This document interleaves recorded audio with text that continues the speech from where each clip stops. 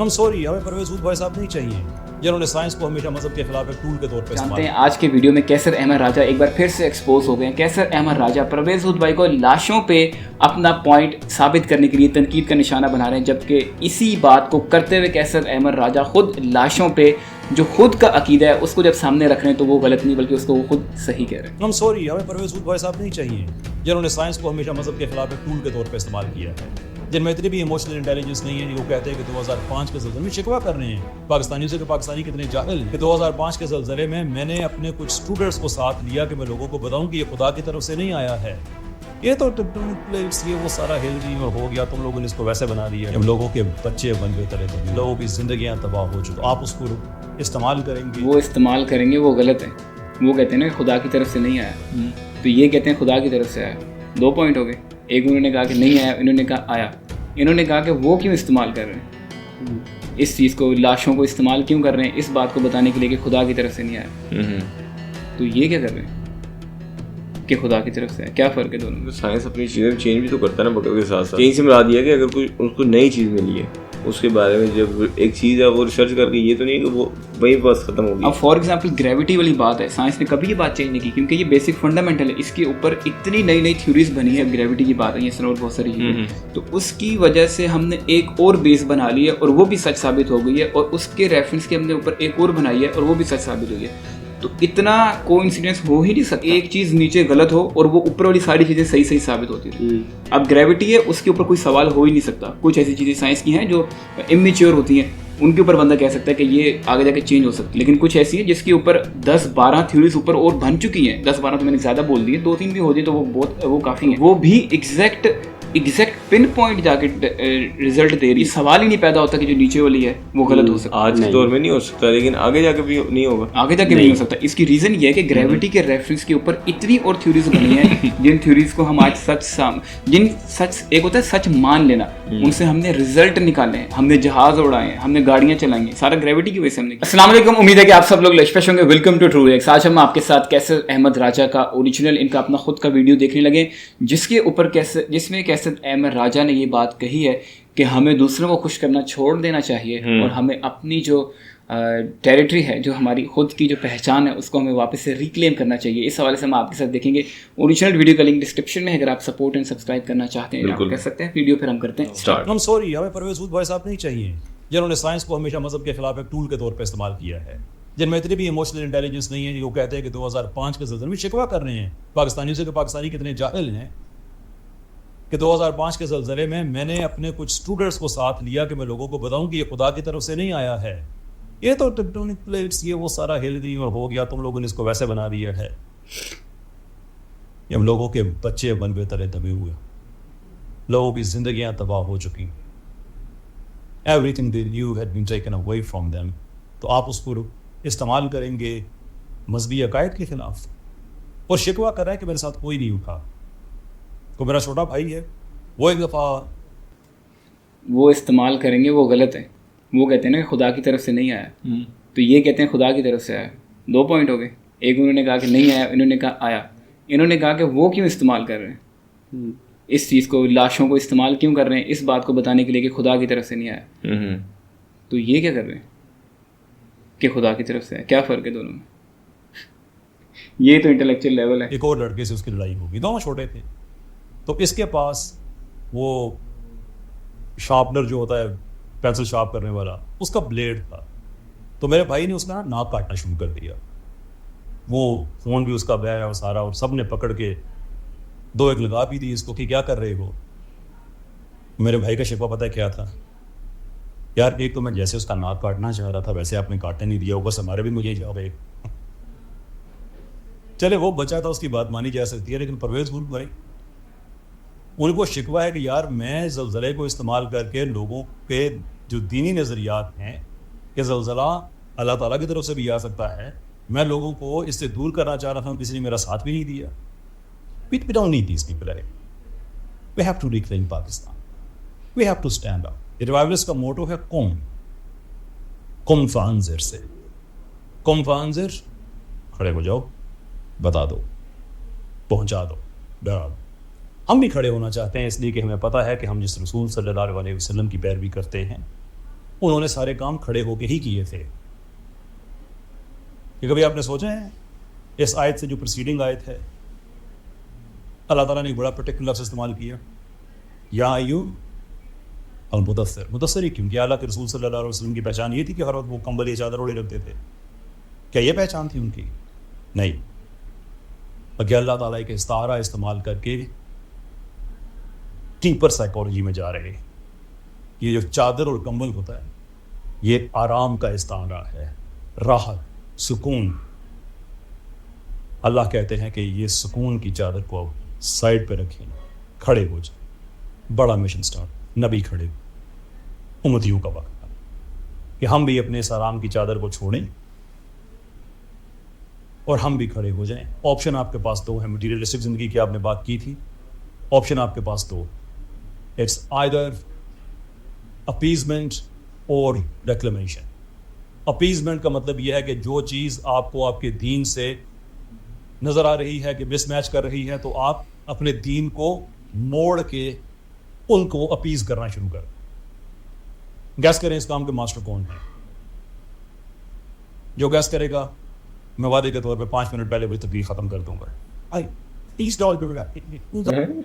Minute पहले मैं तकलीफ खत्म कर दूंगा। एक बंदा फौरन बोला कि छेती कर खत्म वो फौरन बोले नॉट गैस ऐसी या अपीजमेंट की पॉलिसी के मास्टर कौन है पाकिस्तान में?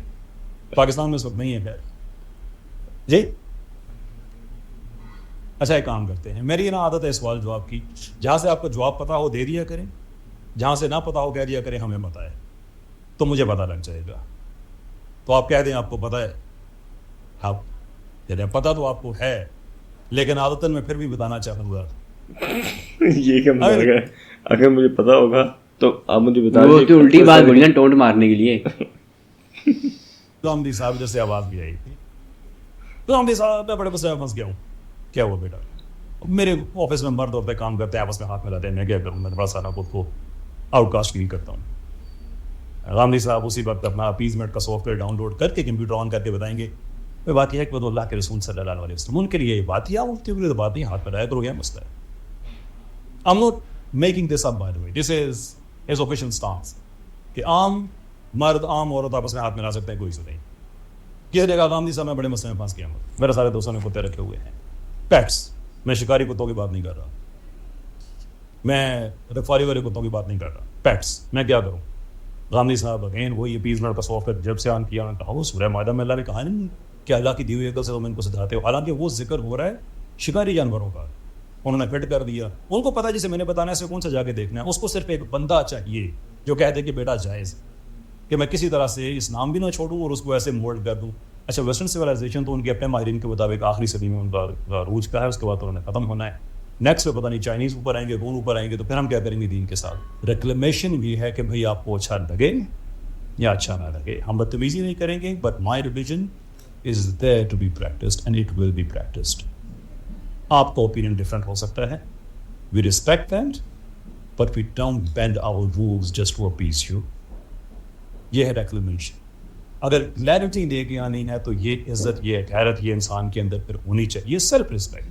आप अपनी इज्जत नहीं करेंगे, कोई इज्जत नहीं करेगा। बात यह है कि जो मैंने बीच में वीडियो रोक के बात की, जो सबसे पहली बार रोका, उसमें यही बात थी कि जब अपना मकसद है तो उसमें वो चीज़ सही हो जाएगी, जब दूसरे का तो वो गलत हो जाएगी। मैं दोबारा से उसे एक्सप्लेन करता हूँ डिटेल में, जैसे स्टार्ट में थोड़ी सी बात की थी कि जो 2005 के सिलसिले में परवेज़ हुद भाई की उन्होंने बहुत बात की है कि ये इन्होंने बात कही है कि इसका सहारा लेते हुए, लाशों का सहारा लेते हुए उन्होंने लोगों को इस्लाम से दूर करने की कोशिश की, मज़हब से दूर करने की कोशिश की। यही इन्होंने इल्ज़ाम लगाया ना उनके ऊपर।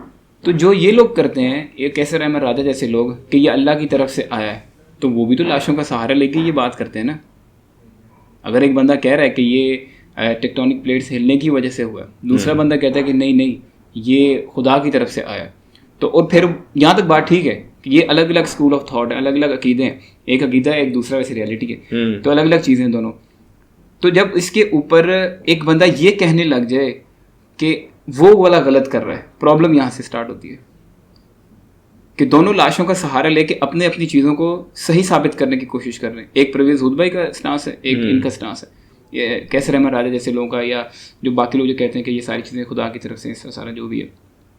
तो जो वो लोग अब ये बात करते हैं तो सहारा ले रहे हैं ना, लाशों को ही सहारा ले रहे हैं ना वो भी। बिल्कुल, वरना कोई और बात भी कर सकते हैं ये जो मजहब होते हैं इन सारी चीज़ों को साबित करने के लिए। तो तब ये उनको तनकीद करना शुरू कर देते हैं। तो ये खुद क्या कर रहे हैं उसी मौके पे जिस टाइम पे ये बात कर रहे हैं। एक होता है कि किसी और दिन वो किया, आज कुछ और किया, तो बंदा कहता है आज ये बात कर रहा है, उस दिन इसने ये की थी। वो मौके पे जिस पे उनको तनकीद कर रहे हैं उसी में खुद ये बात कर रहे हैं कि ये अल्लाह की तरफ से, खुदा की तरफ से, मजहब में सारी जो भी है, चाहे वो इस्लाम में हो या हिंदुज़म हो, किसमें भी हो, कि भगवान की तरफ से सारा। तो तनकीद फिर किस चीज़ की है? वही काम खुद कर रहे हैं तनकीद करते हुए, उन्हीं लाशों का सहारा ले रहे हैं। और अगर बहुत रियलिटी की तरफ जाके देखें तो जो मज़ाहिब हैं इनके अंदर एक अलग अलग पॉइंट्स हैं लोगों के कहने के, कि यार एक कहता है कि भगवान की तरफ से, दूसरा कहता है इसकी तरफ से सारा। फिर एक पॉइंट ये भी होता है कि भाई सारा कुछ पीछे एक ही है, लेकिन थोड़े थोड़े डिफरेंसेस हैं। तो मतलब एक कन्फ्यूजन का एक सिस्टम चल रहा है। एक तरफ कैसर अहमद राजा वाले ग्रुप में, दूसरा ग्रुप है परवेज़ हुदबा जैसे लोगों का, जिसमें कोई कन्फ्यूजन नहीं है, साइंस है, नीचे प्लेटें हैं, सब कुछ हिल रहा है, इधर पूछोगे तब भी वही बात है, उधर पूछोगे तब भी वही बात है, उधर पूछोगे। इस ग्रुप के अंदर वो लोग जो कि बात करते हैं कि ये पीछे नीचे प्लेटें हिलने से हुआ है, इस ग्रुप में जितने भी लोग इस चीज़ से मानते हैं, अगर तुम एक से पूछोगे या 1000 से पूछोगे, सबकी एक बात होगी। और दूसरी ग्रुप में क्या है कि जितने भी मज़ाहिब के लोग हैं, मैं एक रिलीजन की बात नहीं कर रहा, सब रिलीजन की बात कर रहा हूँ, जितने भी मज़ाहिब लोग हैं उनमें किसी से पूछोगे कोई बात करेगा, कोई बात करेगा, मतलब कन्फ्यूजन। तो ज़्यादा रियलिटी के करीब बात कौन सी है, जिसमें कन्फ्यूजन कम है या जिसमें कन्फ्यूजन ज़्यादा है? नहीं, आना और होना इसमें फ़र्क है ना। नहीं, वो अगली बात बाद में कर लेंगे, लेकिन ये बात तो क्लियर हो जाए कि जहाँ कन्फ्यूजन है वो बात रियलिटी के ज़्यादा करीब होती है, या वो जहाँ कन्फ्यूजन नहीं है, एक बंदे से पूछोगे 10,000 से। यहाँ पे कन्फ्यूजन नहीं है, लेकिन एक बात मैं यहाँ बोलूँगा कि जो जनाब साहब ने बात बोली है, इसका कंपैरिजन जो उन्होंने की है ना वो गलत की है। लेकिन अगर मैं यहाँ पे अपनी बात करूँ तो इसका मतलब मैं ये समझूंगा कि देख, साइंस आज प्रूव कर रही है इस बात को कि नीचे प्लेट्स हैं, जब वो टकराती हैं आपस में तो ज़लज़ले पर आते हैं, है कि नहीं? वो आज की डेट में एक चीज़ को रिसर्च में लेके आई है, उसको आज समझ में आई है। तो यही बात जो हम लोग जिस तरह भी वो इस्लाम की जो वो बात कर रहे हैं, इस्लाम के अंदर ये बात बहुत पहले की बता दी गई है। वो अलग बात है कि इस्लाम में ये बताया कि नहीं बताया कि वो प्लेट्स हैं, ऐसे मूव करती हैं, ये करता है वो करता है, लेकिन ये कि एक निज़ाम जिस तरह का ये चल रहा है वो उन्होंने बताया है। साइंस ने आज अपने आप को एडवांस ला के आज इस बात की तहकीक कर चुकी है कि ये असल में होता किस तरीके से है। नहीं समझ आई बात की? समझ आ गई। मतलब तो उस तरफ की बात कर रहा हूँ, मैं इस तरफ कर रहा हूँ, तो मैं दोनों तरफ बात कर रहा हूँ, लेकिन मैं ये कह रहा हूँ कि जो साइंस बीच में आ गई है ना, तो साइंस की वजह से, क्योंकि साइंस कहती है कि ये यहाँ से निकला, यूं यहाँ से घूम के इधर चला गया, तो उसने एक पाथ बता दिया कि भाई इस पाथ के अकॉर्डिंग जाएगा हम। लेकिन यही बात आज से बहुत पहले की बात है कि ये बता दिया गया था, लेकिन क्योंकि साइंस ने ये दिखा दिया कि देखो ये मूव कर रही है ऐसे करके, है कि नहीं, तो हम कहते हैं कि साइंस ज़्यादा रियलिटी के ऊपर है। तो इसलिए जो रिलीजन है या फिर जो बिलीफ सिस्टम है वो काम ख़राब होता है, या इस्लाम का काम ख़राब है, क्योंकि साइंस ने ये चीज़ प्रूफ की है और ये चीज़ प्रूफ इस्लाम ने नहीं की। तो तेरा क्या ख्याल है इस पर? मेरा ये ख्याल है कि वो दोनों चीज़ें अलग अलग हैं। अलग अलग से मुराद ये है कि एक ये है कि हुआ क्या है, और एक ये है कि किसने करवाया। उनका स्टांस और उनका स्टांस डिफरेंट है। जहाँ तक वो बात कर रहे हैं स्पोर्ट की, वो वहाँ तक बात उनकी ठीक है, उनका अपना नज़रिया है, इस चीज़ का अपना नज़रिया है। लेकिन ये आगे जाके बात चेंज होती है कि जब हम ये बात करते हैं कि ये इस वजह से हुआ है और ये करवाया किसने, तो ये जिसने भी करवाया, जो भी इस निज़ाम को संभाल रहा है, मैं तो ये बात कर रहा हूँ, ये अकीदा है ना। हाँ, ये तो अकीदा है ना, बिलीफ सिस्टम है। हाँ, बिलीफ सिस्टम है। तो आगे जो कैसे राजा ने बात की ना, ये जो लास्ट में उन्होंने बात की थी कि हम अपनी मर्जी का बंदा ढूंढते हैं कि जो हमारी मतलब हमारी बात के रिलेटेड हो और हमें वहाँ से सपोर्ट मिले। हमने मतलब बहुत सारी ऐसी चीज़ें हैं जिसके अंदर हम इस तरह देखेंगे, जैसे अहले सुन्नत और अहले हदीस, ये मुसलमानों के दो फ़िरके हैं। जिनको नहीं पता उनको मैं बता देता हूँ, ये मुसलमानों के दो फ़िरके हैं। और ऐसा भी होता है कि जब इनको अपने फ़िरके के अंदर अपने मौलवियों के पास से वो चीज़ नहीं ना मिलती और इनको उस चीज़ से मफाद है, तो फिर ये क्या करते हैं, ये अपने आप को कन्वर्ट करके उस फ़िरके में जाते हैं और उधर से जाके मतलब जो सुन्नी है वो वहाबियों के पास जाते हैं, वहाँ से जाके अपनी मर्ज़ी के मुताबिक जो उनको वो चीज़ चाहिए वो वहाँ से जाके उसका जवाब लेते हैं और उसको अपनाते हैं कि हाँ ये मौलवी सही बात मैं है। समझ रहा हूँ, क्योंकि उसने बोला वही बात जो उन्होंने की, उनको जाके रिसर्च करनी है ना हम जो उनको मर्जी सिर्फ बात हाँ कर रहे हैं। चाहिए हाँ कि मेरी मर्जी के मुताबिक एक फैसला हो जाए बस। और ये कितनी गलत बात है कि बंदा एक चीज़ है अगर उसको फॉलो कर रहा है, उसको देख रहा है। इस्लाम तो ये कहते ही नहीं है वैसे, लेकिन अगर हम एक चीज़ को फॉलो कर रहे हैं तो हम अपने मकसद के लिए लाइफ के अंदर भी देख लें। मज़हब की सिर्फ बात नहीं है कि जो चीज़ हमें सही लगे हम उसके बारे में जाकर रिसर्च करें, हम जाके अपनी हाँ सिर्फ हमें चाहिए कि अगला बंदा हमारी हाँ के अंदर हाँ मिला दे। तो ये जिसने मेरे मिला ख्याल दी से तो हम कहेंगे कि ये बात सही कर रहा है। हाँ, कैसर अहमद राजा साहब ने इस वीडियो के अंदर पहली बार सही बात की है जो मुझे लगी। ये कौन लास्ट सी वाली वाली दोबारा बोल। यही कि हम अपना लेते हैं, क्या उसे बोलते हैं, अपनी मर्जी की हाँ लेते हैं, अपनी मर्जी का जवाब लेते हैं, उसकी बात करने का मतलब ये है कि मेरे ज़हन में एक सवाल सपोर्ट आया, लेते हैं। मेरे ज़हन में एक सवाल आया, मुझे उसका जवाब नहीं मिल रहा, तो मैं शिया के पास जाऊंगा, सुन्नी के पास जाऊंगा, अहले हदीस के पास जाऊंगा, तो जिस के पास से मुझे मेरी मर्जी का जवाब मिल गया ना तो मैं उसके साथ अटैच हो जाऊंगा और वो जवाब भी इस तरह देगा कौन सा इसने जाकर रिसर्च करनी है उसके ऊपर, तो मैं जो मर्जी बात कर दूँ, इसको मैं अपनी तरफ माइल कर दूँ, ऐसी है ना। हाँ नहीं वैसे ये इस बात से एग्री करते, तुम्हारी बात ठीक है, मैं समझ गया। जो इन्होंने ये बोले कि कैसे जो परवेज हुद भाई जैसे लोग हमें नहीं चाहिए, हमें दूसरे वाला सिस्टम चाहिए। परवेज हुद भाई जैसे लोग नहीं चाहिए, स्टार्ट में बोला ना उन्होंने, वो उस बात से एग्री करते हो? कुछ चीज़ों में एग्री करता हूँ, कुछ चीज़ों में नहीं। उस बात से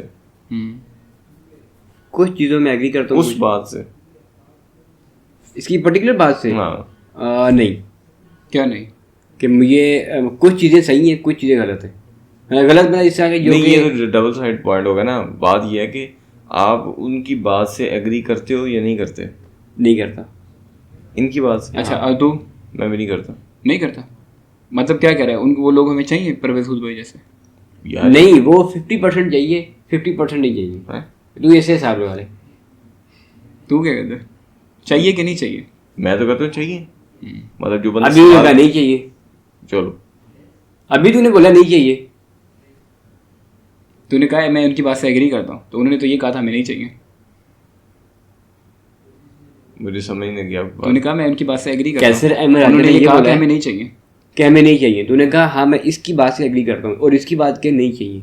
इसकी बात से मैं क्यों एग्री? मैं नहीं तूने कर रहा। अभी बोला कि इसकी नहीं, बात से मैं मैं- वो कंफ्यूजन होगी। मैंने इसकी बात से एग्री नहीं कर रहा। मैं लेकिन इनकी बात से एग्री नहीं करता। मैं मतलब उस तरह के बंदे होने चाहिए। या अभी ऐसा बात बोला क्या, देख यही टॉपिक है ना, इसके पीछे अब देखने जैसे अभी हम बात करें, हमें नहीं पता इस्लाम की बैक हिस्ट्री या डीप अंडरस्टैंडिंग क्या है, लेकिन इतना तो पता ना कि वो- यार बंदा जो यार स्टेट पास है वो तो बंदा बड़े वो आराम तो- से वो क्रिटिकली तो- एनालाइज नहीं कर ये सकता है। बात तो मैं मान रहा हूँ कि जिस तरह से इसने बोला कि आप एक लाश का सारा लेके जो प्लेट्स हैं उसको आप नहीं इस्तेमाल कर सकते, तो आप भी एक लाशों का इस्तेमाल करके मजहब के सारा ले रहे हैं, ये बात तो मैं एग्री करता हूँ, ये गलत बात तो है। इस वजह से फिर उस तरह के बंदे होने चाहिए ना। मैंने यार तो मैं ये वही बात होगी ना कि ये इसको अपनी मर्जी का जवाब दिलवा दो, मेरी मर्जी का।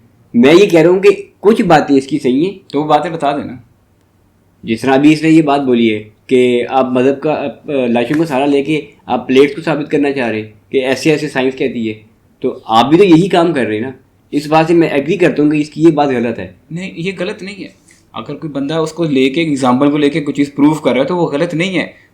प्रॉब्लम तब आती है जब एक बंदा वो काम खुद भी कर रहा हो और दूसरे को बोल दे कि ये वो क्यों कर रहा है। प्रॉब्लम यहाँ से आ रही है। मैं अब वही किसी बात न करना किसी चाह चीज़ का एग्जाम्पल लेके तो दुनिया में चीज़ बतानी होती है ना। इसका मतलब हम रेफरेंस ले ही नहीं सकते। अगर हम ये कहते हैं ना कि परवेज हुद भाई ने बात गलत की है, तो इसका मतलब ये है कि हम लोग रेफरेंस नहीं ले सकते किसी चीज़ का। रेफरेंस हमने लेने में कोई प्रॉब्लम नहीं है, हम कोई लाशों को डिसरिस्पेक्ट तो नहीं कर रहे। जब डिसरिस्पेक्ट करेंगे यार ये इस तरह वो फिर और बात है। लेकिन अगर हम लोग उसको जानबूझ के वो कलर चढ़ा दें और फिर लोगों को बोलें कि ये इस तरह की बात है, वो काम हम खुद भी कर रहे हो, और फिर हम ये बात यहाँ से प्रॉब्लम आती है और के बाद, और हम फिर लोगों को ये बोलें कि यार वो बंदा गलत कर रहा है। प्रॉब्लम यहाँ पे ये है। जबकि खुद भी वरना वही काम रेफरेंस कर हम रहा है। कहाँ से लेते हैं? रेफरेंस तो उसमें कोई इशू नहीं है मेरे हाँ, ख्याल में। मेरे माइंड में एक और बात आ रही थी कि ये जो बात है खुदा वाली या हमारा जो मज़हब है इसके बारे में, बहुत सारे और भी मज़हब हैं, तो साइंस इसके बारे में क्या कहती है? मतलब साइंस का क्या स्टांस है? कि जहाँ तक मैंने सुना है कि ज़्यादातर चीज़ें जो साइंस प्रूफ कर रही है वो कहती है कि कुरान में ये बात लिखी गई है, कुरान में ये बात बोली गई है। साइंस कुछ भी नहीं कहती। साइंस सिर्फ कहती है कि ये बात है, बस। साइंस का मजहब से कोई ताल्लुक ही नहीं है। नहीं, हाँ, एक- कोई साइंटिस्ट नहीं, आए जोड़ दे, जोड़ देना इस अभी तरह तक इसी तरह की की- बात यार हो रही है ना। साइंटिस्ट जोड़ रहा है ना। हम्म एक है साइंस इटसेल्फ, खुद अपने आप में एक चीज है, एक है साइंटिस्ट। ये दोनों यार- अलग अलग चीजें हैं। साइंटिस्ट कंपेयर करे इसका मतलब ये नहीं है कि साइंस वो बात कह रही है। साइंस तो एक ऑब्जेक्ट है ना, वही कह रहा हूँ, वो इटसेल्फ वो कुछ नहीं कहती। उसने कहा साइंस क्या कहती है, साइंटिस्ट साइंटिस्ट जो scientist मर्जी कहता है, करे, ये बात सही कोई है। हिंदू साइंटिस्ट है, कोई मुस्लिम साइंटिस्ट है, कोई एथिस्ट साइंटिस्ट है, वो अलग, उनका अपना अपना ओपिनियन है। साइंस का और इनके ओपिनियन बिल्कुल अलग अलग हो सकते हैं। मैंने साइंस की बात नहीं की, मैं साइंस की की है ना, तो साइंस कुछ भी नहीं कह सकती। साइंस को मजहब का पता ही नहीं लेकिन है। हाँ ठीक है, वो कुछ भी नहीं कहती, वो कहती है ये ऐसे है बस। मतलब अभी तक साइंस ने कोई चीज इसके बारे में रिसर्च नहीं की, ये चीजें बनी। अच्छा मैं एक बात बताऊँ मोहम्मद, साइंस जो खुद साइंस है research- ना, जो साइंस है वो खुद कुछ भी नहीं है। साइंस एक प्रोसेस है बस। साइंस ये देख, ये मोबाइल फिलहाल फोन है, है। ये साइंस है, सिर्फ ये, ना इसने हिलना है ना इसने कुछ करना है। जब तक इसको हम नहीं करेंगे, यूज नहीं करेंगे, तब तक ये कुछ भी नहीं करेगी। अच्छा, तो साइंस इटसेल्फ कुछ भी नहीं है। मेरी वो बात ठीक है, वो तो साइंस की डेफिनेशन में चलेगा ना हम। मैं और बात करना चाह रहा हूँ, मैं ये कह रहा हूँ कि जिसने भी इसको इसके बारे में जानना था वो साइंस ने, ये साइंटिस्ट है। फिर साइंटिस्ट की बात साइंटिस्ट ने। हाँ। अब वो अभी तक किस नितारे पे पहुंचे हैं कि ये जो जितना भी निज़ाम शमसी बना है, ये जितना भी निज़ाम है दुनिया का, कायनात का, ये कैसे बना है? हाँ, कुछ साइंटिस्ट है वो इसको बिल्कुल, एथिस्ट साइंटिस्ट है वो कहते हैं कि ये अपने आप बना है। जो मुस्लिम साइंटिस्ट है वो कुछ जोड़ते हैं कड़ियाँ इस्लाम से, हिंदू साइंटिस्ट है वो कुछ जोड़ते हैं हिंदुइज्म से, इस तरह। लेकिन अगर मैं मेरी बात अपने अपने बैकग्राउंड को देखते हुए अगर मुझसे पूछे ना, तो बहुत सारी कॉमन चीज़ें हर मजहब में ना, काफ़ी सारी चीज़ें सिमिलर हैं। ये बिग बैंग थ्योरी की हम बात करते हैं, हाँ, साइंस भी करती है, साइंस भी और ये कहने की बात हिंदुइज्म में भी है। हम्म, किस तरह है ये मुझे नहीं पता, लेकिन कहने की बात है उसमें। है।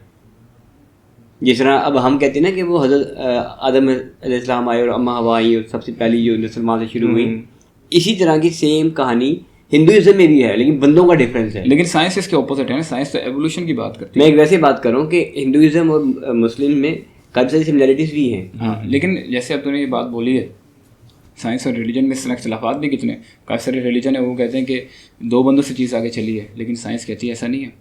साइंस तो एवोल्यूशन की बात करती है, वो कहती है कि ये एक सिस्टम है, एक प्रोसेस के थ्रू हुआ है। जैसे जैसे माहौल चेंज हुआ है, लोगों को हुआ है, जैसे अब हम देखते हैं कि कुछ लोगों की हाइट बड़ी है, कुछ छोटी है, वो सारा माहौल का असर है।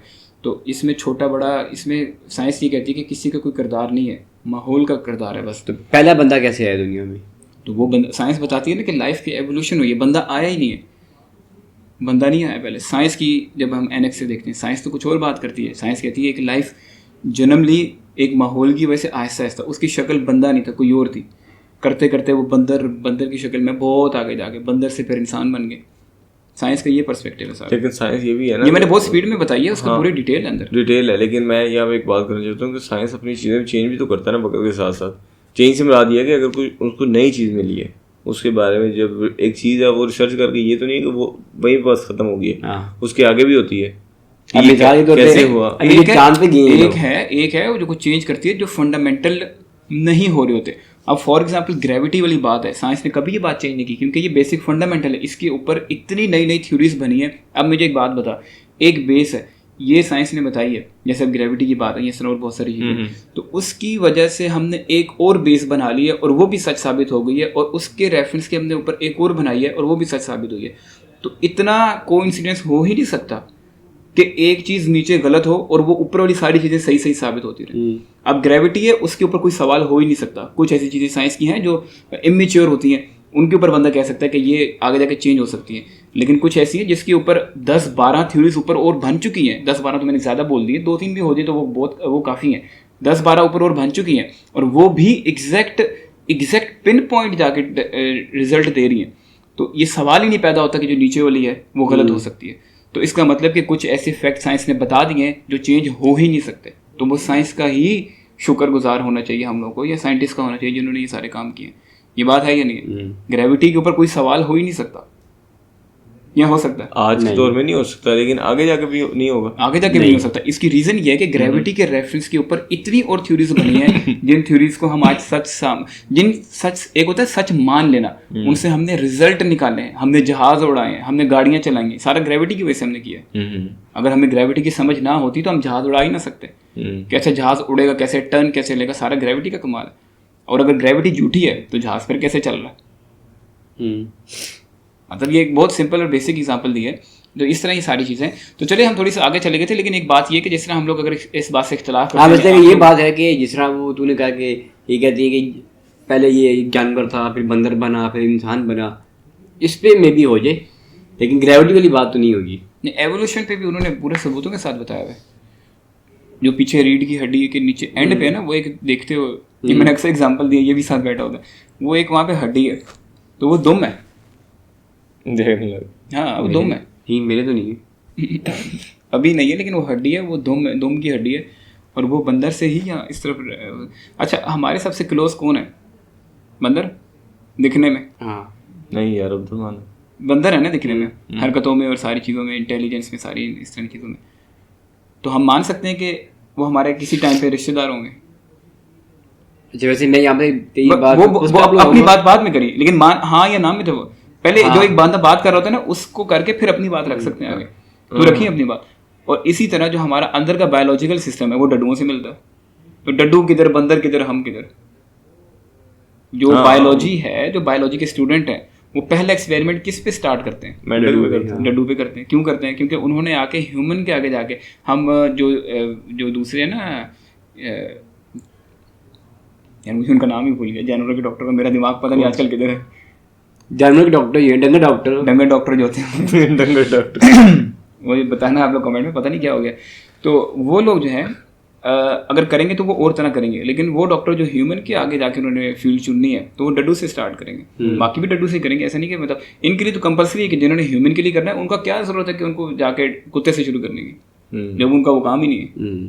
तो उन्होंने मेंढकों से करना है, और वो मेंढक के ऊपर एक्सपेरिमेंट करते हैं। हमारा अंदर का बायोलॉजिकल सिस्टम डड्डुओं से मिल रहा है, दिखने में हमारी तरह बंदर है। तो ये कहाँ चीज़ जा रही है? बहुत बेसिक लेवल पे, हम डीप नहीं भी जाते। ठीक है। अच्छा इसी बात को, तेरी बात में समझ आ रही, लेकिन इसी बात को मैं अपने अंदाज में करूँगा कि हम ये मानते हैं कि कुरान पाक की बेहुदगी की थी, ऐसी है इसमें जिसकी वजह से वो उसके अल्लाह ताला ने उसको अजाब दिया और वो बंदर की शक्ल में आ गया।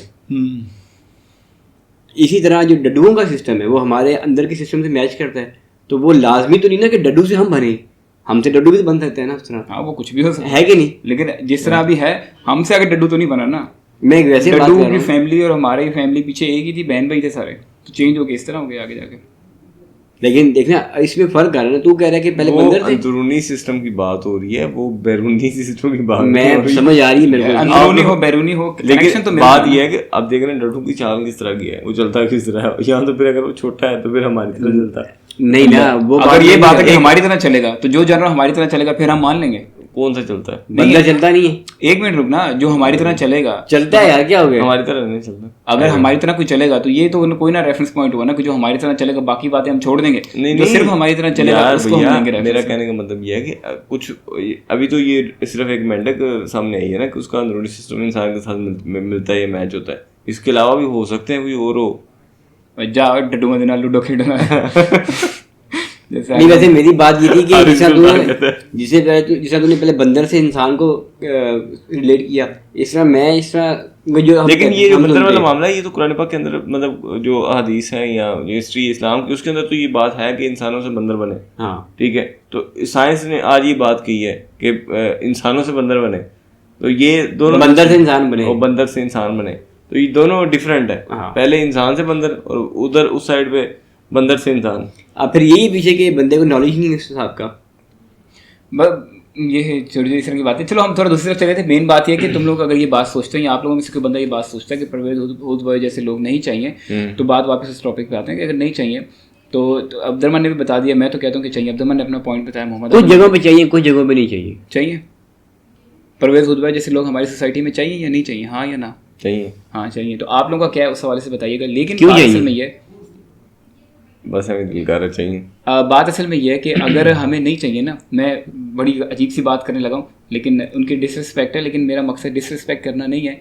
मैं बात और तरफ मैं पॉइंट कर रहा हूँ। वो बात कि हमने परवेज़ हुद भाई जैसे लोगों को ठुड्डे मारे। मैं ये परवेज़ हुद भाई की डिसरिस्पेक्ट नहीं कर रहा, मैं डिसरिस्पेक्ट कर रहा हूँ, डिसरिस्पेक्ट भी नहीं कर रहा, बल्कि मैं रियलिटी बता रहा हूँ अपनी सोसाइटी की कि अगर किसी एक रिस्पेक्टेड बंदे को ठुड्डे मारे जाते हैं तो जो ठुड्डे मारने वाला है वो डिसरिस्पेक्ट कर रहा है या जो बोलता है कि ठुड्डे मार रहे हैं वो डिसरिस्पेक्ट कर रहा है? जो मार रहा है। तो मैंने सिर्फ इस बात इसलिए क्लियर कर रहा हूँ कि जिसने मारे हैं ना वो कसूरवार है, जो देख के बोलेगा वो कसूरवार नहीं है। जैसे मैं बोल रहा हूँ, मेरा इसमें कोई दोष नहीं है, मैं तो एक आपको पिक्चर बता दी कि इस तरह की है।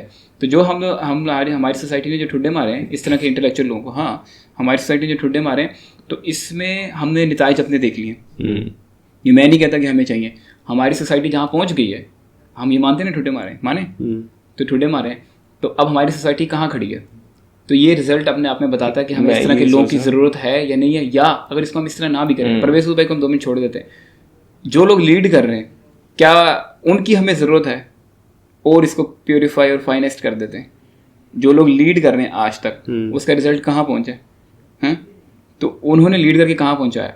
तो अब ये रिजल्ट अपने आप में बताता है कि हमें परवेज़ भाई को छोड़ देते हैं, हम जो लीड कर रहे हैं उनके ऊपर हम बिल्कुल एग्जैक्टली सवाल लेते हैं, कम से कम वो तो नहीं चाहिए। नहीं देख, यहाँ पे मैं एक और बात बोलूँगा बिल्कुल कि अब देखना, अब हम लोग जो है ना रात को प्रेफरेंस देते हैं, दिन को प्रेफरेंस नहीं देते, सुबह फर्स्ट टाइम को प्रेफरेंस नहीं देते। हालांकि ये बात साइंस से साबित की हुई है। अगर इस तरह हम बात करें क्या कि सुबह के टाइम से साइंस को भी छोड़ दे, तो सुबह उठना 4 बजे, तो देख कितना बड़ा दिन है, तो उठ 12 बजे, फिर देख कितना छोटा दिन है कि नहीं? तो जब हमारा मज़हब ही कहता है, अगर मैं उस तरह बात करूं कि आप सुबह फजर की नमाज से काम शुरू करो, फिर देखो एक मिनट काम शुरू करो, अगर शुरू ही 1 मिनट ना, और चोरी जाके ताले तोड़ना है, और मेरी बात 5 बजे से ताले तोड़ना शुरू नहीं, मेरी बात ज्यादा नुकसान होगा, फिर 12 बजे उठो तुम। और नहीं ना, इस तरह नहीं देखना। अब देख, ये चीज़ गोरों ने फॉलो कर ली, हम पीछे के पीछे रह गए। यार तेरी बात ठीक है, लेकिन प्रॉब्लम इससे ये होगा, मतलब इसका हल इससे होगा पता है क्या, कि जो काम हो रहा होगा उसकी तादाद बढ़ जाएगी। अब हम देखते हैं हो क्या रहा है, करप्शन है, चोरी है, गलत चीज़ें हैं, बदकारी तो है। वो तो हमारा कसूर है ना। तो मैं वही कह रहा हूँ, 5 बजे अगर हम उठ जाएंगे तो हमारी वो चीज़ें बढ़ जाएंगी। तो फायदे में ये है कि हम लोग 12 बजे उठें। तो फिर हम क्यों रोते हैं कि हम हमारा प्रॉब्लम जो है वो ये है कि हम लोग अंदर से करप्ट है, वो चीज़ भैया देख क्या हुआ है? तू अभी बात कर रहे बड़े लेवल पे, मैं कहता हूँ तो हम तीनों पे आ जाओ। अब जरा हिसाब लगा कि करप्शन, पैसे की करप्शन नहीं होती, हर चीज की करप्शन। मतलब जो सही काम कर रहे हैं वो तो टाइम से उठे नहीं यार, ये उसका करने का मतलब ये है। हमें देख ले, हम टाइम की बर्बादी करेंगे, करप्शन होगी, हम अकल का इस्तेमाल नहीं करेंगे, करप्शन होगी, बहुत सारी चीजें। हम कितनी को कर रहे हैं, हम तीनों बैठे हैं, अपनी अपनी बात कर लो, पता चल जाएगा।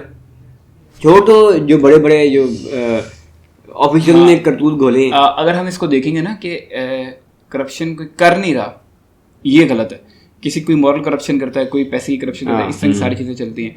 लेकिन अगर हम इस तरफ चले जाएंगे ना कि ये करप्शन में करप्शन कर रहा है, हाँ कुछ अगर हम इस तरफ चलेंगे ना कि करप्शन, हम उस तरफ जाना है कि करप्शन हो ही ना, तो वो बहुत एक आइडियली एक चीज़ हो जाएगी जिसको हम फॉलो करेंगे। हाँ ये वेरी कर सकती है, कंपैरेटिवली कम होनी चाहिए, ये ज़्यादा प्रैक्टिकल है अभी स्टेप लेने के लिए। आगे जाके तो हमें उससे सोचना चाहिए, लेकिन अभी के लिए यही है कि हमारी वो कंपैरेटिवली कम हो, क्योंकि वो ख़त्म हो नहीं सकती। अब बिल गेट्स है, तुझे क्या लगता है वो किसी चीज़ में करप्शन नहीं करता होगा? करप्शन सिर्फ पैसे की नहीं है ना, करता होगा ना। तो यही बात, लेकिन वो कंपैरेटिव हो जाती है, कंपैरेटिव होगी, उसकी तादाद तो कम है ना। हाँ तादाद अब 90% बंदा करप्शन करे, 10% बंदा काम करे, और बंदा ये बोले कि फलां बंदा करप्ट है, और ये तो जाती वाली बात है। और अगर जज करने वाला ही गलत जज कर रहा हो कि 90% वो अपनी मर्जी से नंबर दे दे, जज पहले वो स्केल भी तो देखा जाए ना कि वो स्केल कितना ISO स्टैंडर्ड के ऊपर। भाई अगर देखना, अगर हम इसको 51 और 49 भी कर देंगे ना, तो तब भी 50% के ऊपर करप्शन हो रही है। लेकिन एक और बात यहाँ मैं ऐड करना चाहूँगा, जो अब्दुलरहमान ने बात की थी ना कि आज गोरों ने चीज़ें फॉलो कर ली हैं, सब कुछ कर लिया है, और वो मेरे को भी नबी का नाम याद नहीं आ रहा, जो है ना जितने गोरे हैं वो उनको फॉलो करते हैं। अच्छा एक मिनट, यहाँ मैं ये बात, बहुत बड़ा क्लेम किया तो जितने गोरे हैं, जितने मतलब मैक्सिमम लोग। मेरी बात सुनो, सबसे जो मेन बात है वो ये है कि अगर वो ये फॉलो करते हैं, हम इस्लाम को फॉलो करते हैं? हम नहीं करते ना, तभी तो यहाँ रुल रहे हैं। कहते हैं हम मुसलमान हैं, फॉलो करते ही नहीं हम। कहने क्या था करते हैं फॉलो? हाँ कहने क्या था करते, जो प्रैक्टिकल उसमें है हम नहीं, कोई भी नहीं। वो प्रैक्टिकल में है, हाँ वो है, तो वो हमसे ज़्यादा समझदार हो गए। हाँ तो इसका मतलब क्या है? नहीं, इसमें इस्लाम कहाँ से आ जाता है कि वो इस्लाम को फॉलो करते हैं? मैं ये नहीं कह रहा, उन्होंने अपनी कोई डिराइव निकाली हुई चीजें निकाली हुई हैं, वो करते हैं। मैंने नहीं कहा कि वो इस्लाम को फॉलो, अगर वो इस्लाम को फॉलो करते हो तो वो फिर हम उनको ये कहें कि वो प्योर मुस्लिम है, वो भी अपने आप को कहें कि हम प्योर मुस्लिम है। ये है कि वो एक अलग स्कूल ऑफ थॉट से आ रहे हैं, उनके पास कुछ ऐसी चीजें आ रही हैं जिसको वो फॉलो कर रहे हैं, और हम ये जरूर कह सकते हैं कि अच्छा हाँ वो चीजें इस्लाम में भी बताई गई हैं, कि वो अलग रास्ते से आ रहे हैं, हम अलग रास्ते से। बात करने का मतलब ही होता है। अब देखना, अब तो ये तो बंदा कहता है ना कि बंदा वो इस्लाम को फॉलो नहीं ना, मतलब इस्लाम की चीजों को फॉलो कर रहे हैं ना। अब देख, बचपन से हमें ये सिखाया जा रहा है कि भाई ऐसे ऐसे काम करने, हम कहते हैं कि हम नहीं करेंगे, जो मर्जी कर लो आप। गोरों ने पहले कहा कि पहले वो गोरे रात के टाइम भी थे, जब उनको समझ में आई, रात के टाइम भी थे, जब उनको समझ में आई ना कि भाई दिन के टाइम पे काम करने में ज़्यादा एफिशिएंसी है रात के मुकाबले में, तो उन्होंने अपना टाइम चेंज किया। अब हमें ये बात शुरू से सिखाई गई है, हमने कहा हम नहीं मानेंगे, तो हमारे पास ये जेनेटिक चीज़ है, उनके पास जेनेटिक चीज़ नहीं है। तो अब अगर मैं बोलूँ तो ये चीज़ इस्लाम में है, तो मैं इस लिहाज से बात कर रहा हूँ कि जो गोरे लोग हैं वो काफ़ी सारी चीज़ें इस्लाम की फॉलो करते हैं। अच्छा, मैं एक बात करना चाह रहा हूँ, वो बात ये कि अगर एक टीचर है वो नहीं सिखा पा रहा बच्चे को तो नहीं पता, वो नहीं सिखा पा रहा बच्चे को, बच्चा वो फॉलो नहीं कर रहा, तो कसूर बच्चे का है, सीखने वाले का है या सिखाने वाले का है? सिखाने वाले का है, और सीखने वाले का तब शुरू हो जाता है कि जब उसको समझ आ गई कि यार चीज़ों में फ़र्क आ रहा है, लेकिन वो कहता है कि कोई बात नहीं। आप इसको खुद ही अप्लाई करो जिधर मैंने बात की। ये समझ नहीं मतलब आ गई है। तो यही मेरी बात की, क्या ये यही बात कि अगर जब उसको पता चल जाती है तो वो उसको फिर भी जो follow उसने नहीं बात की उसकी समझ आएगी। आहो आ गई। लेकिन मैं ये बात करना चाह रहा हूँ कि यार अगर उसको वाकई समझ आ गई है तो ये कैसी समझ आई है कि वो कर ही नहीं रहा, इसका मतलब ये उसको समझ नहीं आई। ये बात ये गलत बात कही जाती है कि उस बंदे को समझ आ गई है। जिसको आ जाती है वो करता है। ये एक 50-50 वाली बात है कि उसको समझ आ गई है लेकिन वो फिर भी नहीं कर रहा, इसका मतलब ये अपने आप में हाँ, सबूत है अगर कि डीप उसको जाए नहीं तो आई बात समझ। करें तो उसका मतलब भी यही बनता है। एक्चुअल तो बात फिर यही है ना, तो इसका मतलब कि कसूर टीचर का हुआ। तेरी वाली हाँ जी, बात मैं आपको एक बात एक बताऊं। मिनट है वो ये पकड़ा जा रहा है आज इसके का मैं दुनिया- बस करने लगे, बस इसको खत्म करना मैं है। कहता हूँ आज का मसाला पड़ा है। मसाला नहीं, बहुत ये हो गया। पकड़ा जा रहा है। मैं एक बात करूँ जो तूने कहा कि आधा कसूर उसका आधा उसका है, तो मैं कह रहा हूँ टीचर का कसूर है 100% कि जो सिखा नहीं पा रहा। अगर बच्चे को समझ आ गई है ना तो वो उसको करेगा, अगर एक्चुअल में समझ आ गई है। अगर हम कहने के हद तक कि अच्छा हम समझने को कुछ और समझते हैं कि नहीं यार एक बंदे को दिमाग में 2 मिनट के लिए आई है लेकिन वो प्रैक्टिकली नहीं कर रहा, हम उसको समझ कहते हैं, वो समझ नहीं होती ना। तो समझ तो ये कि नहीं आ गई। देखना, अब अगर ये बात समझ में आ गई है कि यार ये इस्लाम के नाम पे हमको इस तरह किया जा रहा है, तो लिहाजा मैं इस पर रिसर्च करूँ। अब ये चीज कन्फर्म हो गया कि भाईजान ये इस्लाम के नाम पे चूरन बेच रहे हैं, जिस तरह एथियस्ट कहते हैं। तो इस तरह इसका मतलब तो यही हुआ ना कि उसको समझ आ गई, अब तू रिसर्च नहीं कर रहा तो तेरी हद हरामी हुई ना। तो इसमें टीचर का कहाँ से इन्वॉल्वमेंट आ गया? टीचर का कसूर तब तक है ये बच्चा बहुत भोला है। जब बच्चे को हल्की फुल्की समझ आना शुरू हो गई तो तू है, पहले एग्री किया था, अब तू चेंज कर लिया फिर मैंने पहले भी ये बात बोली थी कि टीचर का कसूर नहीं, तब तक उसके है। बाद जब मैंने ये बात बोली नहीं, तूने कहा उसका मतलब डीप जाके मतलब यही है कि उसको समझ थ्योरेटिकली आई है, प्रैक्टिकल समझ तभी नहीं आई उसको। चलो पॉइंट आगे सबके अपने अपने आ गए। ये हम लोगों का ओपिनियन था, आप लोगों ने अपना ओपिनियन कमेंट्स में लाजमी बताना, एग्री करते हैं डिसएग्री करते हैं। मिलेंगे फिर हम आपको अगले वीडियो में, तब तक के लिए अल्लाह हाफिज़।